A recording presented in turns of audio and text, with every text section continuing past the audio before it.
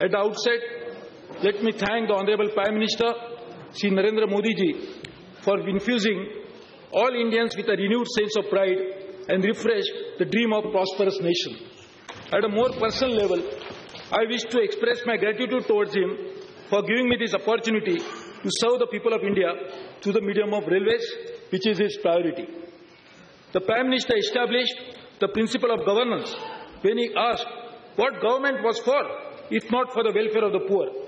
He challenged us with an inspirational objective when he said that the age of poverty alleviation was over and the era of poverty elimination has begun. Railways will play its part in this historic mission. Madam, the railway map of India is a network of veins that pump life-giving blood into the heart of India's economy. Railways is a unique integrator of modern India with a major role in its socio-economic development. It's an organization that touches the heart and existence that of all Indians, even that of Mahatma Gandhi. Bapu decided to undertake a voyage of discovery of India before launching himself into the national freedom movement. And he conducted this Bharat Darshan on trains, always traveling in third class, which doesn't exist anymore.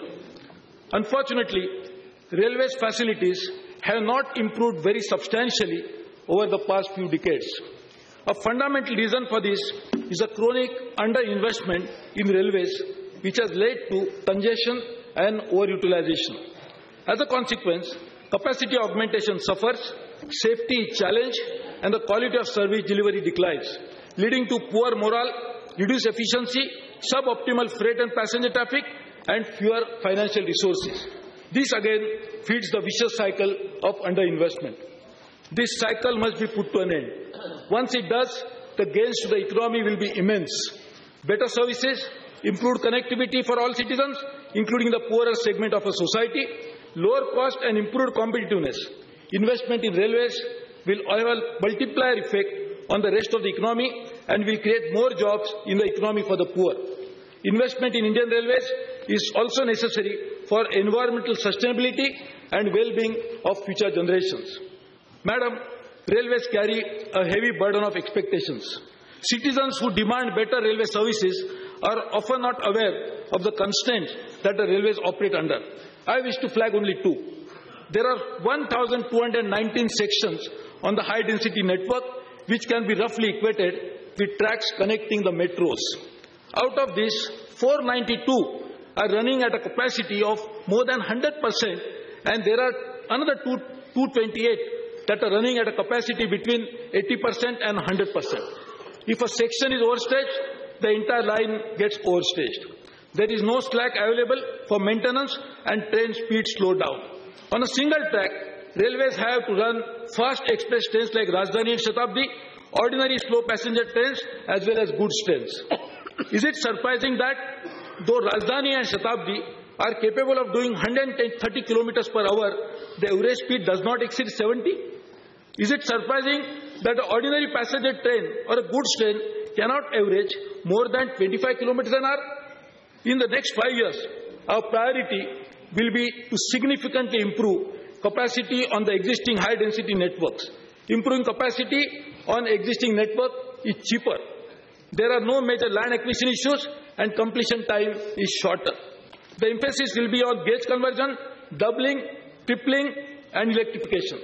Average speed will increase, trains will become more punctual, goods trains can be timetable.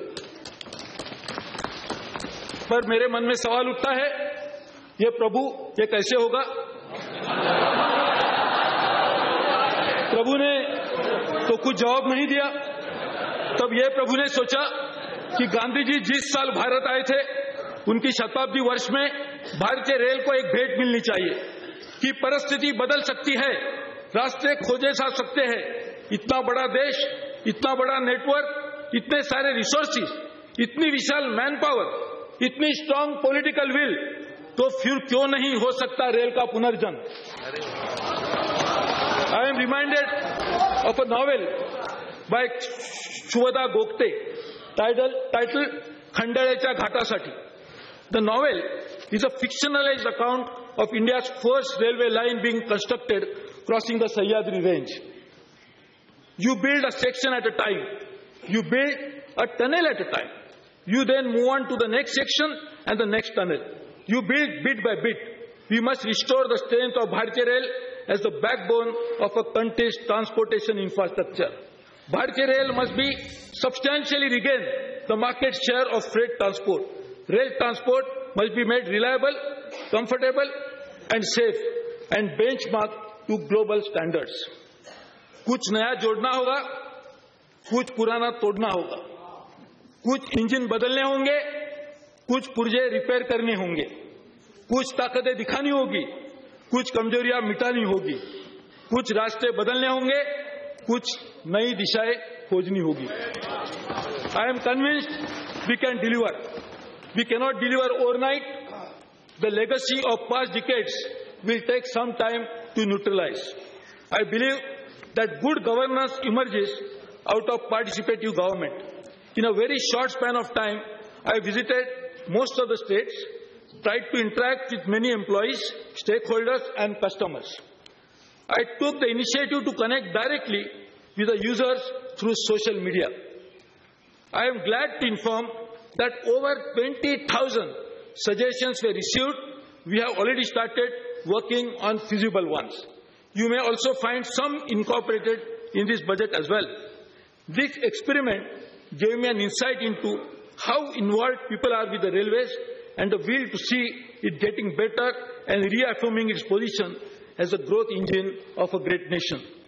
We have prepared a forward-looking agenda. Over the next 5 years, railway has to go through a transformation. We have fixed 4 goals for ourselves. Goal number 1, to deliver a sustained and measurable improvement in customer experience. We are launching initiatives that will systematically address customer concerns about cleanliness, comfort, accessibility, service quality and speed of train. The goal number 2, make rail a safer means of travel. Third, expand Bharatiya Rail's capacity substantially and to modernize its infrastructure.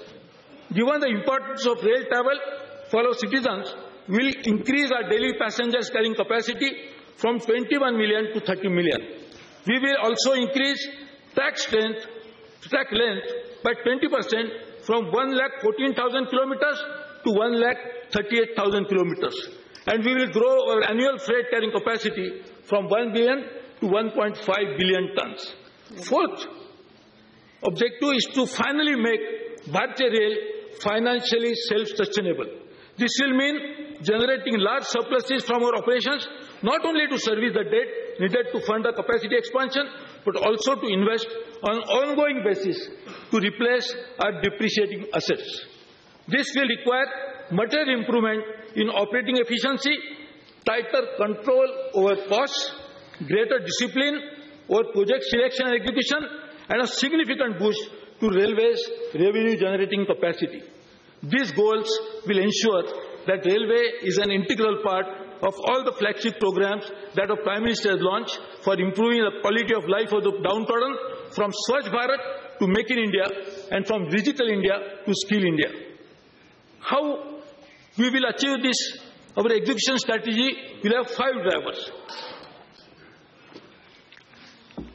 Adopting a medium-term perspective, any organization must address short-term priorities without glossing over the long-term and medium-term vision. As Vinoba Bhaveji said, you will stumble if you look close to your heels and would certainly fall if you ignore the vision of the long road. Madam Speaker, this railway budget is a part of a trilogy of documents that chart our vision for the future. The first in the series is a white paper that has just been placed before the House. The second part is today's budget for the year 2015-16. This will be followed by a Vision 2030 document that we intend to bring out later this year.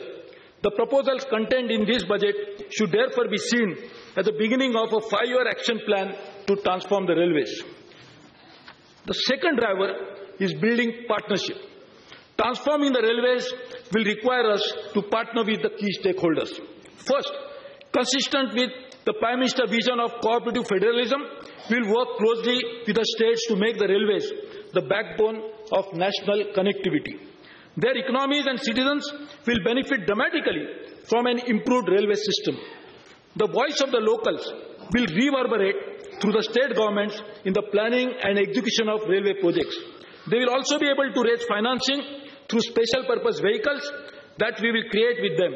Most of them have already expressed a keen interest to make the improvement of the railways a joint endeavor and a shared success. Second, we will partner with PSUs to ensure that sufficient capacity is built to transport critical commodities like coal, iron and cement from where they are extracted or imported to where they are consumed or processed. We will partner with multilateral and bilateral organizations and other governments to gain access to long-term financing and technology from overseas. We will also partner with the private sector to improve last-mile connectivity, expand our fleet of rolling stock, and modernize our station infrastructure. Here I must mention that rail will continue to be our precious national asset. It will continue to serve the common man. The people of India will own railways always. Leveraging additional resources is the driver number 3. Over the next 5 years, we envisage an investment of over rupees 8,50,000 crores, 8.5 lakh crores. A broad indicative 5-year investment plan is attached as Annex 1 to this speech. Budgetary support is the quickest and the easiest option to finance the plan. But the Ministry of Finance also faces challenges of competing demands, although small initial contribution to railways can be catalytic. But the scale of our investment needs is such that will require us to seek multiple sources of funding. We'll tap other sources of finance too. Multilateral development banks and pension funds have expressed keen interest in financing new investments. Their time horizon is aligned with ours. They seek resources, predictable and recurring revenue, which we can provide through the issuance of long-term debt instruments to fund revenue-generating railway projects. Driver number 4, revamping management practices, systems, processes, and retooling our human resources. To get the most out of the additional resources that we will be investing, we will need to ensure the highest standards of operational and business efficiency. I am happy to report an improvement on our financial performance in the year 2014-15 relative to what we had anticipated earlier. I propose the operating ratio for 2015-16 at 88.5% as against the targeted operating ratio of 91.8% in 14-15 and 93.6% in the previous year 2013-14. I am pleased to state that not only this will be the best operating ratio in the last 9 years, but the best after the 6th pay commission. The railways will not be able to deliver sustained improvement in operating efficiency unless changes are made to speed up decision making, tighten accountability, and improve management information system. Our people are our biggest asset. Even in the short term that I have held this portfolio, I have seen the enthusiasm and dedication of railway personnel across the country. For a transformation journey to succeed, it will be very important to harness the talent of our employees through training and development. Madam, driver number 5 is setting standards for governance and transparency. The railways belong to the whole nation. Its functioning must conform to the highest standards of governance and transparency. Decisions must be fair to all stakeholders, from our poorest customer to our employees and our business partners. My first decision as a minister was to delegate all my tender approving powers to the level of general managers. Transparency has many dimensions. It requires better quality of information gathering and improved norms for disclosure of that information. It requires reduction in discretion and standardization of procedures. It requires accountability. Studies have shown that greater transparency and accountability are pro-poor instruments, since the relatively poor suffer more from lack of it. Apart from delegation of powers, I am proposing to undertake measures with a view to bringing in transparency into the day-to-day activities benefiting the common man. I am aware how much they suffer at stations, at various places, so we will make sure that we work on that as well. Madam, after these 4 goals and 5 drivers, let me now turn to details of 11 major thrust areas of our action plan. The first, obviously, is a customer service. And I hope the House will bear with me. This is a little long list. How to improve quality of life in journeys? Madam, I am happy to say, and I am sure all my house will join me, I will not increase the passenger fares. We are directing our efforts to make travel on Indian Railways a happy experience with mix of several initiatives. First, obviously, is the cleanliness, which is a major area of dissatisfaction. Ensuring higher standards of cleanliness is of utmost priority for us. We want to make Swachh Rail the driving force behind this government's flagship program, Swachh Bharat Abhiyan. Hence, we now work on Swachh Rail, Swachh Bharat. We propose to create a new department for keeping our stations and trains clean. Integrated cleaning will be taken up as a specialized activity, which will include engaging professional agencies and also training our staff in the latest cleaning practices. Railway plan to set up waste-to-energy conversion plants near the major coaching terminals to dispose waste in an environment-friendly manner. One pilot plant will be set up to begin with, followed by many more in the near future. The condition of toilet facilities is our stations and trains need major improvement. We will build new toilets covering 650 additional stations compared to 120 stations last year. Bio toilets are being fitted in coaches. So far, we have replaced the existing toilets with 17,388 bio toilets. This year alone, we intend to replace another 17,000 toilets. Research and Design and Standard Organization has also been tasked with making available within a period of 6 months a design of vacuum toilets. Even the quality of Indian Railways onboard housekeeping service, presently available in 500 pairs of 10, is being relooked to make it more effective. We will take simple steps immediately to address customer concern. I take this opportunity to appeal to all my fellow citizens that Railways is your travelling home. Please keep it clean. Bed linen. We will launch a program to improve design, quality and cleanliness of bed linen within the next 6 months. We have approached NIFT for designing bed linen. Additionally, the facility of online booking of disposable bedrolls at select station is being extended to all passengers through IRCTC portal on payment basis. We will increase the number of mechanized laundries. Helpline. I hope people don't have to use it, but they still need it, is a helpline. Every responsive organization should have a system to address grievances from its valued customers. In all, an all-India 24/7 helpline number 138 will become operational to attend to the problems of passengers on a real-time basis. Passengers will be able to call up for complaints even while on trains. A mobile application to redress railway-related complaints is also being developed. We intend to start this facility in Northern Railways from 1st of March 2015, 3 days from now. Based on the experience gained and the feedback received from passengers, this will be extended to all our railways soon thereafter.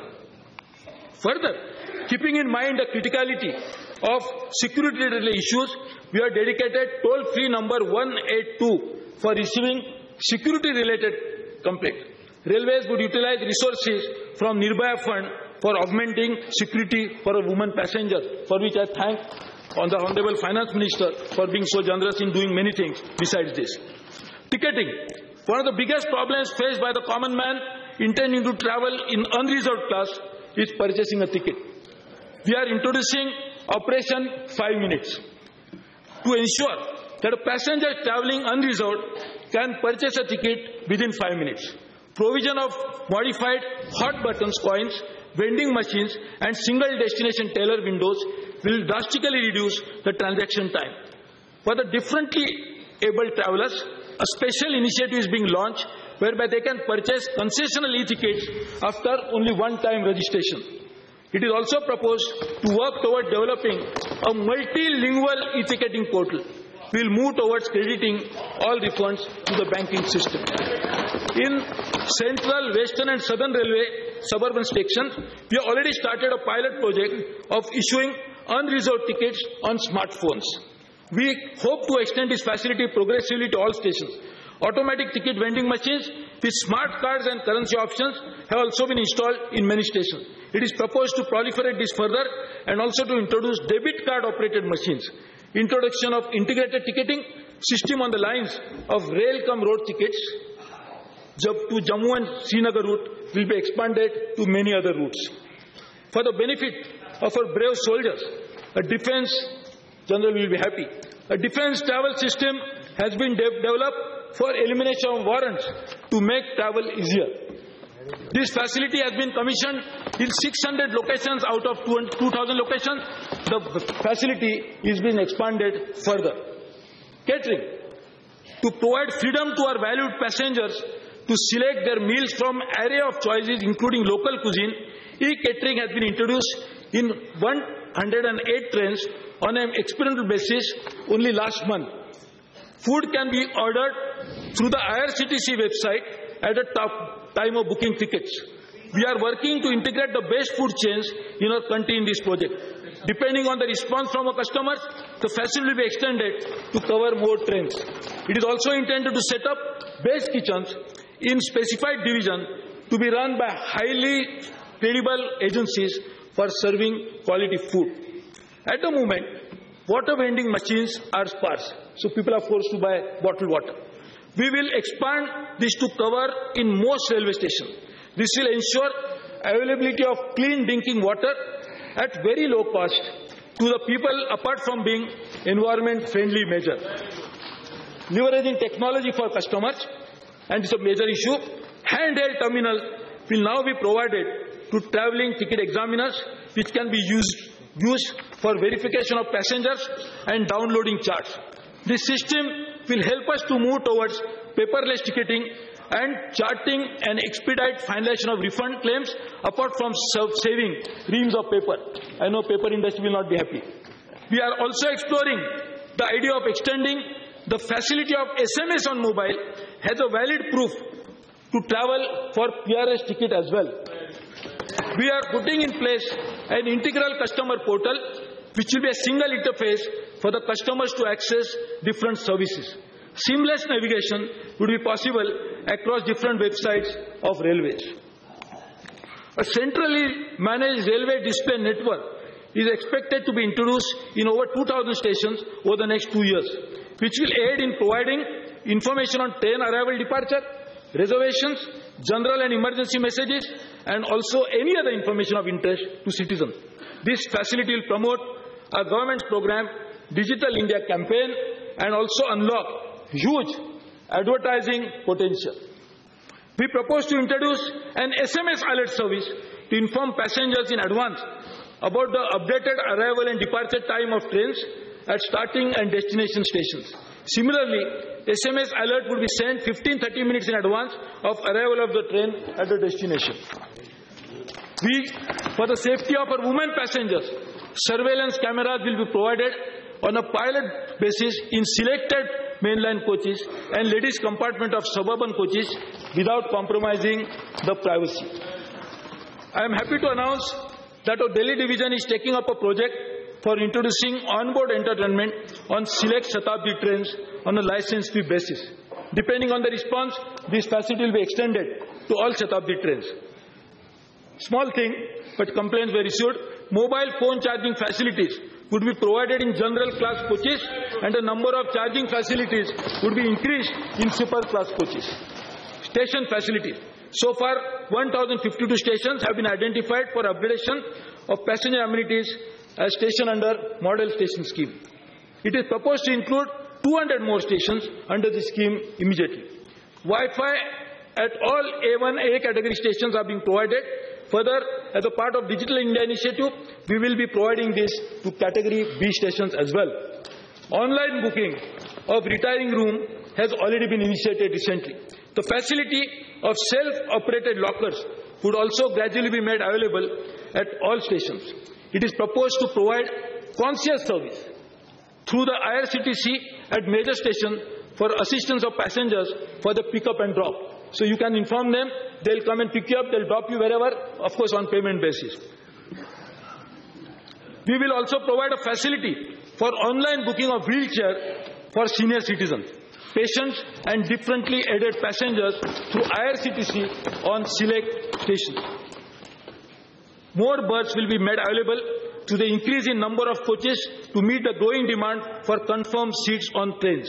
We will achieve this through efficient utilization of assets. Trains which are fully patronized throughout the year will be augmented with additional coaches from trains which have relatively lower occupancy level. Further capacity in identified trains will be augmented to run with 26 coaches from existing 24 coaches. More general class coaches will be added in identified trains for the benefit of the common man. It is also proposed to introduce air-conditioned MOU service in the Mumbai suburban railways. My friends will be happy. We have replaced the present ladders used for climbing upper berths, which are uncomfortable, with user-friendly ones. We approached the National Institute of Design for this purpose. As a short-term measure, however, we propose to increase the quota of lower berths for senior citizens. TTEs would also be instructed to help senior citizens, pregnant women, and differently abled persons in obtaining lower berths. Folding ladders would be made available in coaches for easy climbing. The middle bay of coaches will be reserved for women and senior citizens like me for reasons of safety. For better customers' experience, we would focus on superior coach design and interiors. Railway is collaborating with NID to develop economically designed seats. We also intend to progressively replace all coaches with LHB design coaches. And this is very important, with a view to providing superior riding experience and about 20% increase in journey time, it is proposed to introduce a very modern train in the world, train system called train sets. These are similar to bullet trains in design and can run on existing tracks without an engine to haul them. For the railways, it would be imply higher capacity, greater energy saving, and increased throughput. We hope that the first set of these trains would be running on a system within the next 2 years. Based on the experience, train sets will be considered for manufacture in India. It is our endeavor to expand jobs for Indians at every level. Lifts and escalators have been planned at major stations to facilitate easy movement of elderly and differently abled persons. An amount of 120 crores has been provided for this purpose, which is about 76% more than the final allotment in the current year. 76% more. All newly manufactured coaches will henceforth be Braille enabled for the help of the blind. And Rail Coach Factory has been asked to explore the possibility of building wider entrances for the ease of differently aided passengers.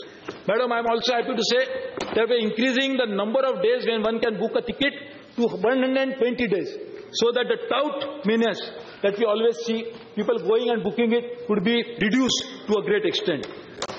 Railway has been trying to provide better amenities at all stations. I am happy to inform the House that this year we increased the allotment for passenger amenities by 67%. I request all corporates, NGOs, charitable institutions, and religious institutions to come forward and invest generously for the passenger amenities. I also request all MPs to use part of their MP-led funds in improving facilities. Just here. It is with gratitude. It is with great gratitude that I mention the names of only two. Mr. P.C. Mohan, MP from Bengaluru Central, and Sri Gopal Shetty from North Mumbai, who have donated 1 crore and 1.5 crore from the MP lad for the customer amenities. I really thank them for this. Madam, our honorable members of Parliament, now this is for you. Please listen. Madam, our honorable members of Parliament represent a vast number of people and could serve as an important link between railways and the people. Local representatives are in the best position to offer solutions to satisfy local aspirations. We propose to create divisional committees in each railways to be chaired by a member of Parliament, which will serve as an important link between railways and the people of India. Madam, the second thrust area, I just completed the customer satisfaction. Second thrust area is a station redevelopment. Railway caters to all sections of society. especially the poor. Our Prime Minister very rightly said that our railway station should be the best of the breed. We are attempting redevelopment of stations, but the efforts have not met with great success. Such an idea needs the power of imagination combined with a stable business sense. A transformed station can change the skyline of cities and bring in revenues and become an incubator for local economy. While the process for redevelopment of the already selected stations will continue, for the rest of the station, we propose to revamp the station redevelopment policy completely and simplify the process for faster redevelopment by inviting open bids from interested parties. The present stations will be available for development on as-is basis to exploit the space and air rights on concession basis. Anyone can participate in this bidding with the designs and business ideas by providing an operational requirements of railways for running trains at these stations. All approved bids will be processed by independent experts and uploaded on the web and integrated with the best bidding practices. For quick decision making, the zonal and divisional offices will be empowered. A monitoring cell will be constituted to ensure adherence to timelines. We want our railway stations to be iconic structures with architecture reflecting the culture and character of that particular city. We invite the state governments and the local municipal bodies to be our partners in this endeavor. Most of our railway terminals located in big cities are amidst very congested areas. We propose to develop satellite railway terminals in major cities with the twin purpose of decongesting the city as well as providing service to passengers residing in suburbs. The satellite terminals will have modern facilities for originating and terminating trains, which will also briefly stop at the existing major terminals, so there is no disturbance. 10 select stations will be taken up in this year itself for this satellite terminal program in 2015-16. Madam, the third thrust area and the important one is the capacity augmentation. The key objective of our action plan of transforming the railways is to significantly expand our network capacity. Our high-density networks are congested, overstrained, and capacity constrained. Our customers are dissatisfied. Our key customers like coal, steel, and cement need new lines to transport their wares. There are inherent advantages in creating more capacity on the existing networks. It requires shorter completion time, since most of the land is already available. It is less expensive and it generates incremental revenues very quickly. This revenue then can be used to invest in our other lines. Additional benefits include higher average speed for trains, timetabling of freight trains, improved punctuality of passenger trains, and increase in carrying capacity. While last mile connectivity projects continue to be accorded the highest priority, we intend to fast track the sanctioned work on 7,000 kilometers of double, third, fourth lines and commission 1,200 kilometers in the next year itself at an investment of 8,686 crore. The budgetary allotment under the capital is 84% higher than 14-15. We also intend commissioning 800 kilometers of gauge conversion. Additionally, we have sanctioned 77 projects covering 9,400 kilometers of doubling, tripling, quadrupling works along with their electrification at a total cost of, Madam, 96,182 crores, which is over 2,700% higher than the year 13-14, because the last year was the plan holiday year. Negotiations are on with financial institutions for funding of this project through extra budget resources. Honorable members of Parliament will be happy to note that these projects cover almost all states. You should be happy. Traffic facility works like construction of longer loops, creating smaller block stations, building bypass lines, making crossing stations, augmenting terminals, and removing permanent speed restriction is our utmost priority. These are very small expenditure works, but they provide huge operating benefits in the shortest possible time to debottleneck and create additional capacity. In the year 2015-16, work outlay of 2,374 crores will be taken up. Madam, we are committed to provide rail connectivity to the northeastern states. I am happy to announce that Meghalaya has been brought on the railway map of India, and direct connectivity to Delhi has been provided to Arunachal Pradesh by our Honorable Prime Minister. Further, the Barak Valley will be brought on broad gauge by March this year. The work for connecting the remaining state of this region is progressing well. Indian Railways is committed to faster rail network growth in Jammu and Kashmir. The rail connectivity between Jammu region and the Kashmir Valley through the Banihal Tunnel provides all-weather connectivity with the rest of the country. The commissioning of Udhampur-Katra was like a dream come true for millions of pilgrims. The implementation of 2 dedicated freight corridor projects on eastern and western routes is gathering pace. We will target to award 750 kilometers of civil contracts and 1,300 kilometers of system contract in 2015-16. Preliminary engineering cum traffic surveys for 4 other PFCs. Besides this, Madam, 4 other DFCs, that is dedicated freight corridor, is in progress and will be completed this year. We intend to explore the idea of construction of DFC feeder routes after the trunk routes are made through private participation. In order to achieve fuel economy and also to enhance traffic output, it is necessary to accelerate the pace of railway electrification. As against a sanction of 462 route kilometers in 2014-15, a length of 6,608 route kilometers has been sanctioned for 2015-16. This constitutes an increase of 1,330% over the previous year. Expansion of freight handling capacity.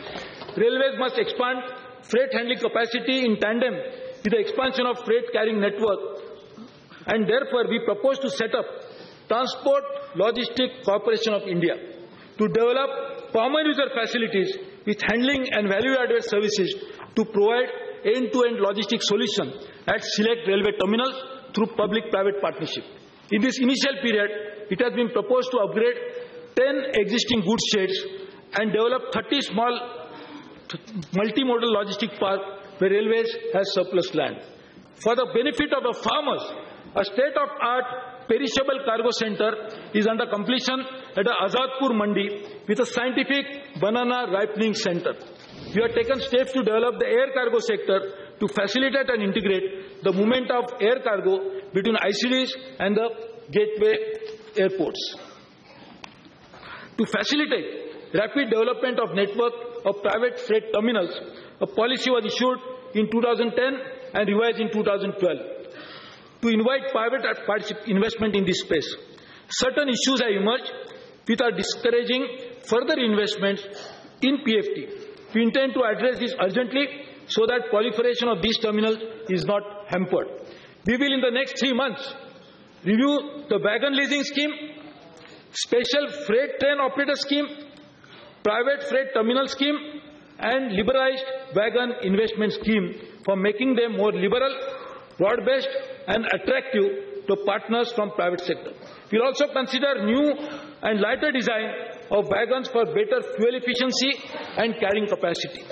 Railways will also work out modalities to facilitate provision of spare railway land and redundant goods sheds on nominal license basis to partners for development of such facilities. In an effort to reduce empty flows of wagons, an automatic freight rebate scheme for traffic loaded in traditional empty flow direction has been launched recently. We propose to launch the scheme now on all India basis. Long-haul freight operations where 2 or more freight trains are combined into a single tail formation will be used extensively. Toward this end, the construction of long loop lines will be expedited. Further, the pace at which distributed power systems are to be provided on locomotive deployed on long rail trains will be speeded up. Improving train speed. The speed of 9 railway corridors will be increased from existing 110 and 130 kilometers to 160 and 200 kilometers respectively, so that inter-metro journeys like Delhi-Kolkata and Delhi-Mumbai can be completed overnight, so my friends from West Bengal can reach early. This will also involve upgradation of track, including turnouts and rolling stock to higher standards, as well as the adoption of improved methods of track recording, monitoring and maintenance. The average speed of freight train both in empty and loaded condition, will be enhanced. A policy of attaining speeds of 100 kilometers for empty freight trains and 75 kilometers for loaded trains is being put in place. In pursuit of objective to maximize loading in every train, the loading density on all major freight-bearing routes of railways will be upgraded to 22.82 ton axle loads. This will immediately bring in quick results, bring revenue, as well as help my friend like Anand Kumar, who transport a lot of fertilizers, as well as my friend in coal minister. Madam, will continue to pursue with vigor our special projects like high-speed rail between Mumbai and Ahmedabad. The feasibility study for this is in advanced stage and report is expected by the mid of this year. Quick and appropriate action will be taken once the report is available with us. Regarding the other high-speed routes on the diamond, quadrilateral studies are being commissioned and we are working on them. The transformation of railways offers huge opportunities for Make in India initiative. With increasing capacity, railways would require more locos, more wagons and more coaches. The big-ticket manufacturing ideas include high horsepower and green technology locomotives, commodity-specific wagons like auto carriers, signaling system and train protection system, and track laying and track maintenance machines. All this will result in creation of huge job opportunities. Functioning railways production units and workshop would be reviewed with a view to providing them a cutting edge in the manufacture of their products. Measures for technological upgradation and enhancing productivity would be undertaken to make them self-sustaining. Spare capacity in these units can be used for external customers. We propose to get a study conducted to examine this immediately. Thrust number 4, safety is of paramount importance. The loss of even single life is too high a price to pay. I offer my deepest condolences to the family of all accident victims and railway personnel who have sacrificed their lives in the line of duty. We have safety concerns on account of unmanned level crossing, manned level crossing, derailments, collisions and fire. An action plan is being prepared for each of these areas separately. We are preparing 5-year corporate safety plan ready by June 2015, that is in next 3 months, indicating annual quantifiable targets. We will examine all pending recommendations made by high-level Dr. Kakodkar committee in next 2 months, that is April 2015. Our ultimate objective to eliminate all unmanned level crossings by construction of road overbridges and road under bridges. In this short term, IDSO has been asked to develop a suitable device with a reliable power supply system based on theft-proof panels, batteries, in consultation with Indian Space Research Organization, that is ISRO, using geospatial technology for providing audio-visual warning to road users at unmanned level crossing. Further, a radio-based signal design project has been taken up with IIT Kanpur for warnings at unmanned level crossing. Keeping in view the critical need to facilitate construction of ROBs and RUBs, a web-based application has been commissioned with a user-friendly measures for online submission of approval of drawings within 60 days, and an MOU has also been signed with Ministry of Road Transport and Highways, thanks to my good friend and colleague, Mr. Nitin Gadkari. I am happy to announce that in the next financial year, 970 number of ROB and RUBs and other safety-related works to eliminate 3,438 level crossings at a total railway expense of 6,581 crores has been sanctioned. This is more than 2,600% higher than the previous year, but it is the highest ever in recent times. This project covers almost all states of the nation, so nobody should be dissatisfied. To prevent fire in coaches and also to prevent coaches from climbing over each other during accident, IDSO has been asked to develop new system. We also propose to install train protection warning system and train collision avoidance system on selected routes at the earliest. To curb derailments, modern track structure consisting of sleepers and heavier rails are being used while carrying out primary track renewals. Better welding techniques would also be promoted. Further, analog machines for testing of rails are being replaced with digital type machines which are more reliable. Thrust number 5, technology upgradation. Every dynamic and thriving organization needs to innovate and reinvent its practices. In accordance with the vision of Honorable Prime Minister for Innovation, Technology Development and Manufacturing, we intend to set up an innovation council, not just for technology, for overall innovation of railways, called Kayak Talk, for the purpose of business reengineering and introducing a spirit of innovation in railways. We intend to set up a technology portal to invite innovative technological solutions. We have decided to strengthen the IDSO into an organization of excellence for applied research. IDSO would collaborate with institutions of repute. We will set up in 2015-16 4 railway research centers in select universities for doing fundamental research. So they will do applied research, they will now do fundamental research. Government of India has conferred Bharat Ratna on Pandit Madan Mohan Malviya to meet growing demand where there is an urgent need for integrated transport solutions. We will work with all states towards this end. We propose to take up MUTP3 from Mumbai. Expansion of railway network to remote and backward areas serves as an engine for growth and brings overall socio-economic development of the region. We propose to set up joint ventures with states for focused project development, resource mobilization, land acquisition, project implementation, and monitoring of critical rail projects. I am happy to share that most of the states have conveyed their acceptance to our proposal. And Madam, this is really a path-breaking thing. The states now will be able to join hands, will be able to develop projects with them. And now, thanks to our Finance Minister, that large amounts of money are going to the states. Part of that can be used for this purpose. Railways have a big shelf of projects which requires to be executed at a fast pace. The expertise of railway PSUs will be used by leveraging their balance sheets to expedite the completion of identified projects within specified timelines and to undertake a higher volume of activities. It is also proposed to set up JVs with a major public sector companies who are our customers for meeting the requirements of new line.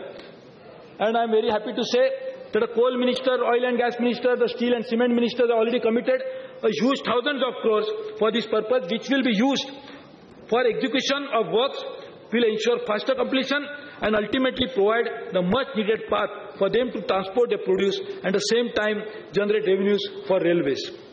Madam, thrust number 7 is improvement to management process and systems.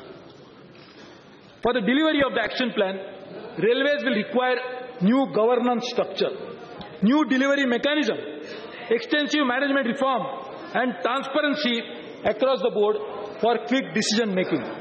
I have already delegated the powers in respect of stores and work standards to general managers. I intend to further delegate, decentralize and deregulate. Rules and regulations governing freight business will be simplified and made more customer friendly. We have abolished the system of obtaining rail transport clearance from the ministry. We also intend simplifying the entire process of construction of private siding. Delegation empowerment should be accompanied with accountability and responsibility and also monitoring from the apex to ensure that the organization objectives are being met. Towards this end, we propose to get a systems audit conducted for all railways in the next few months. An exercise in identification of global benchmark for key operating and maintenance activity is being carried out. We intend to improve upon the existing appraisal mechanism for the selection of project and introduce simulation tool for project planning and decision making. Further, it is proposed to introduce EPC system for contracting of all our railway projects. We have limited resources and thus must ensure that all public expenditure results in optimal outcome. We therefore intend to set up working group to modify the present system of accounting to ensure tracking of expenditure to desired outcomes. The data on costing will be available online, including cost incurred on constructing, augmenting, maintaining and operating railway lines. This will also help in undertaking post-commissioning evaluation studies. We will have the train operations audited with a view to increasing productivity and bringing in transparency. We are also proposing to expand the paperless working in our material management system. In line with focus on ease of doing business, we will digitally integrate our vendors through vendor interface management system to provide single window interface. Madam, the most important thrust 8 area is resource mobilization. Madam, railway is resource tight. This is unsustainable. Let alone capital investment, there is not even left for depreciation. Conventionally, we have looked for gross budgetary support only from one source, from the finance ministry. But this business as usual is never viable, not necessary. First, the Indian government financial resources are themselves overstretched. Second, internal generation of resource will pick up when the railway reform starts. GDP growth occurs and the railways begin to attract traffic that has moved away from it. For amenity project, it should be possible to generate resources through market borrowings, rooted through partnership with railways, PSUs and IRFC. Fourth, there are several areas where resource can be generated through PPP. Moving away from debt, some projects can be equity driven through partnership with state governments. All these lead to a simple proposition. One can leverage the resources one possesses much better. The size of the planned budget has gone up by 52% from rupees 65,798 crores to 1,11,000 crores in 2015-16. The support from central government constitutes 41.6%. The total planned budget internal generation is 17.8%. It is proposed to set up a financing cell in the railway board to make sure that we raise additional resources with taking advantage and benefit of advice from experts in the field, even from outside. For financing remunerative projects through market borrowing, it is intended to tap low-cost, long-term funds from insurance and pension funds, multilateral and bilateral agencies which can be serviced through incremental revenues. Railways will create new vehicle to crowd in investment from long-term institutional investors and other partners. This may include setting up an infrastructure fund, a holding company and a JV with an existing NBFC of a PSU with IRFC for raising long-term debt from domestic as well as overseas sources. I am happy to say there is an incredible response from domestic as well as others for this idea, including multilateral and bilateral financial institutions that have expressed keen interest in working closely with railways in this endeavor. We will monetize our assets rather than selling them. I wish to state that encroachment on railway land is a serious issue. To counter this, digitized mapping of land records has been initiated and responsibility is being fixed on officials for any encroachment. We are drawing up a comprehensive policy to tap the latent advertising potential. The new strategy would harness the avenues, including offering stations and trades for corporate bonding. This is a huge amount of money that can be raised, which can help the railways to do a better job. We are launching a coastal connectivity program this year, where railways, in partnership with concerned ports like Mr. Gadkari's ministry, will deliver rail connectivity to Nargol, Chhara, Dighi, Revas and Tuna. This program is expected to mobilize investment of approximately 2,000 crores.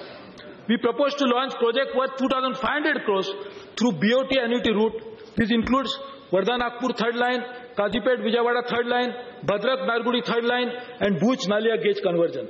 Scrap disposal policy of Indian Railways to ensure we get better money out of it is being completely revamped. Thrust number 9, I strongly believe that our human resource or workforce of railway is our real strength. As a part of the focused human resource strategy, measures would be adopted to raise employee productivity in line with global standards. It is proposed to pursue creation of separate accounting head for HRD and develop ERP-based human resource management system. Our frontline staff is the first point of contact with the public. We intend to start, actually it has already been started in various locations, training module on soft skills for them so that our customers feel welcome.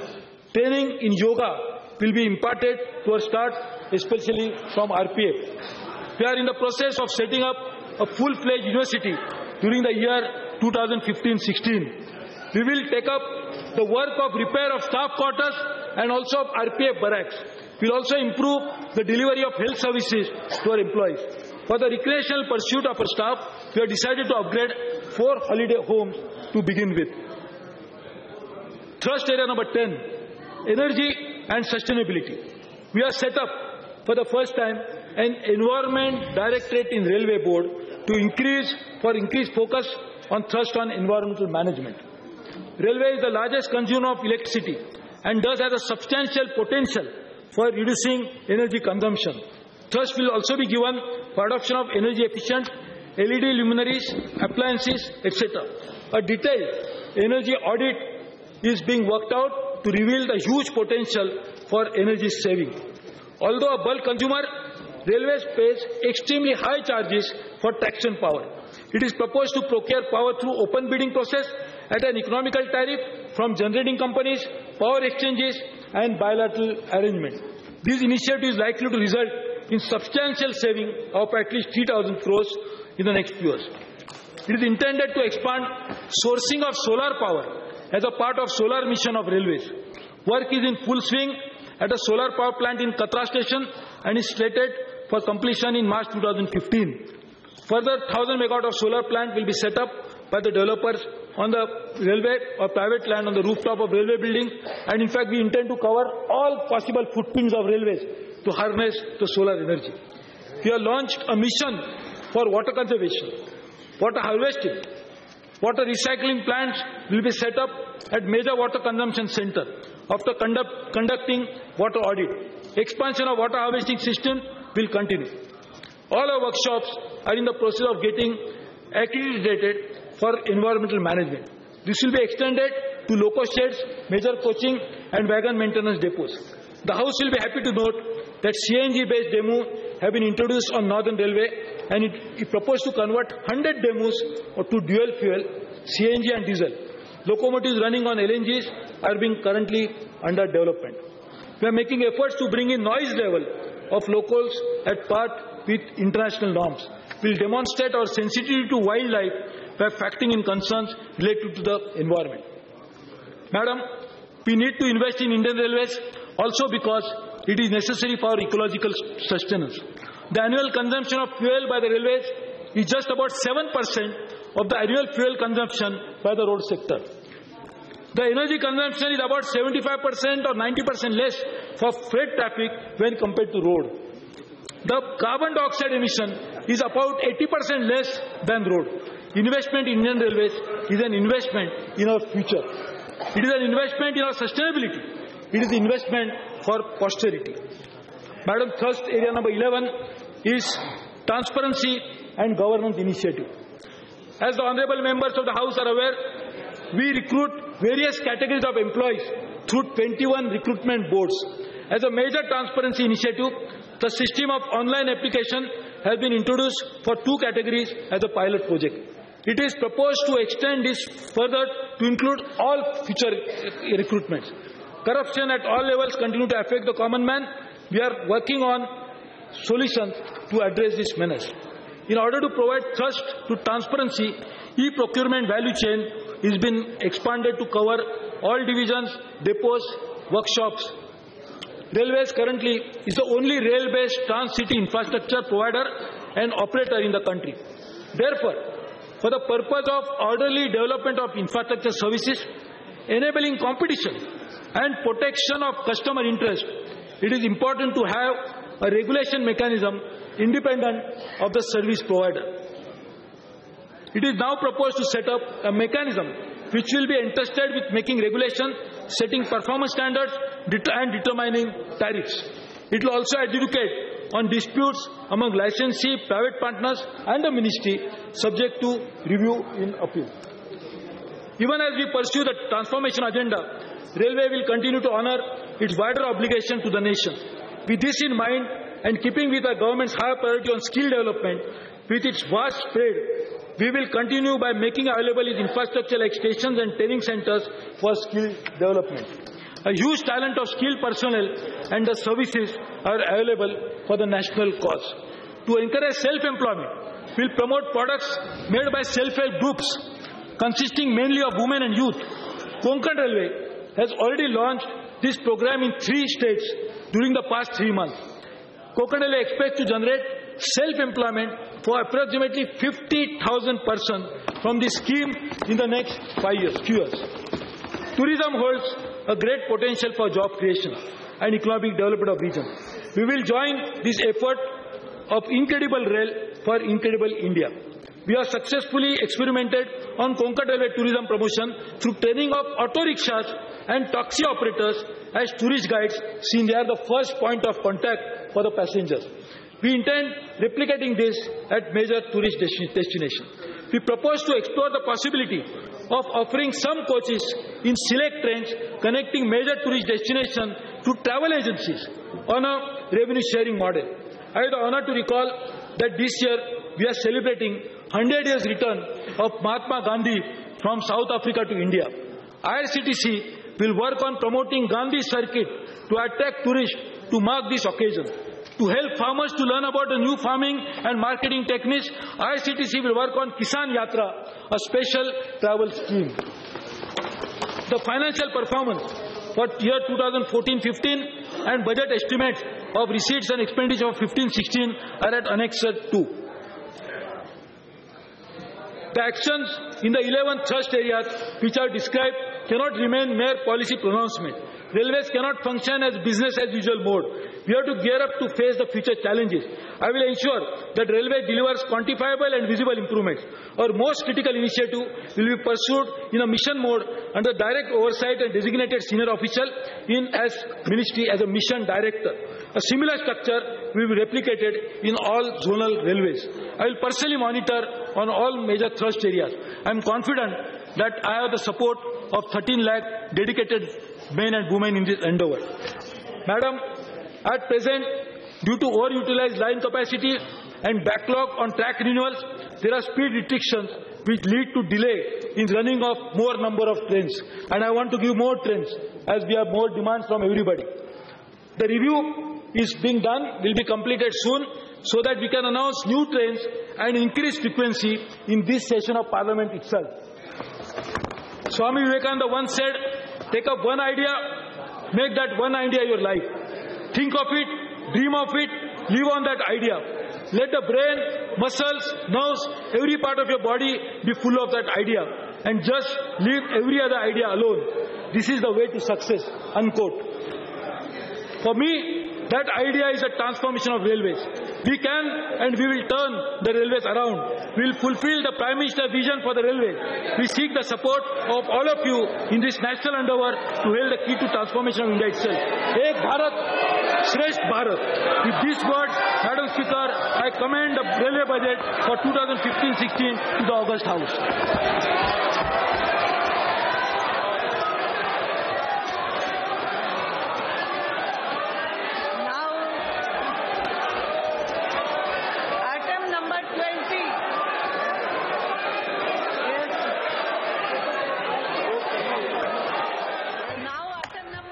Well, this is a little strange. There's absolutely nothing in terms of finances. All that we were told is that it's an annexure 2.